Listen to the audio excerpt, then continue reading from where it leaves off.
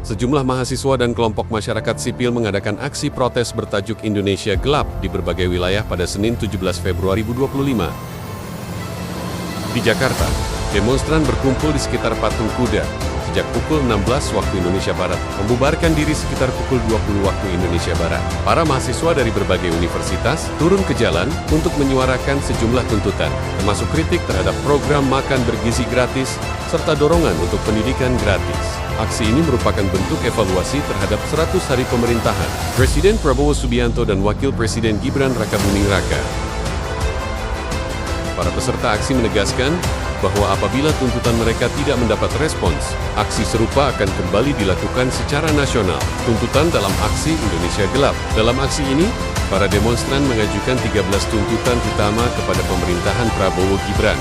Antara lain, pertama menyediakan pendidikan gratis yang ilmiah dan demokratis, serta membatalkan pemotongan anggaran pendidikan. Kedua, menghentikan proyek strategis nasional PSN yang dinilai merugikan rakyat dan melaksanakan reforma agraria sejati. Ketiga, menolak revisi Undang-Undang Minerba yang dianggap membatasi kebebasan akademik. Keempat, menghapus fungsi Ganda ABRI untuk mencegah tindakan represif terhadap warga sipil. Kelima, segera mengesahkan RUU Masyarakat Adat guna melindungi hak-hak mereka. Keenam, mencabut instruksi Presiden nomor 1 tahun 2025 yang dianggap merugikan sektor pendidikan dan kesehatan. Ketujuh, mengevaluasi program makan bergizi gratis agar lebih tepat sasaran dan tidak dijadikan alat politik. Kedelapan, memastikan pencairan anggaran tunjangan kinerja bagi dosen demi meningkatkan kesejahteraan akademisi.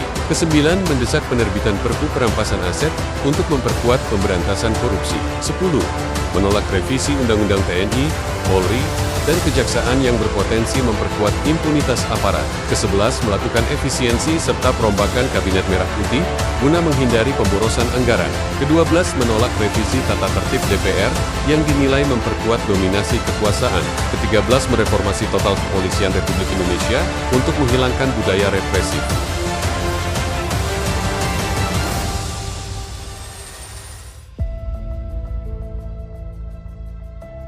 Aksi serentak ini tidak hanya terjadi di Jakarta, tetapi juga di beberapa kota besar lainnya, termasuk Bandung, Jawa Barat, dan Surabaya, Jawa Timur. Di Jakarta hingga jam 18.49 WIB, para demonstran tetap bertahan di lokasi dan melakukan aksi duduk diam setelah menunaikan salat maghrib. Mereka menegaskan tidak akan meninggalkan lokasi sebelum ada perwakilan dari istana yang bersedia menemui mereka. Sebagai simbol perlawanan terhadap kebijakan pemerintah yang dinilai tidak transparan, para peserta aksi menyanyikan lagu Tanah Airku dan membacakan 5 sila Pancasila. Kapolres Metro Jakarta Pusat menyatakan bahwa sebanyak 1.623 personel kepolisian dikerahkan untuk mengamankan jalannya aksi.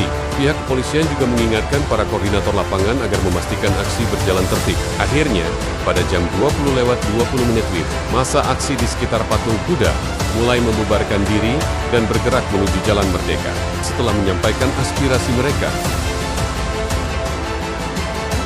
kami sudah puas, kami sudah letih dengan seluruh kebijakan-kebijakan populis tanpa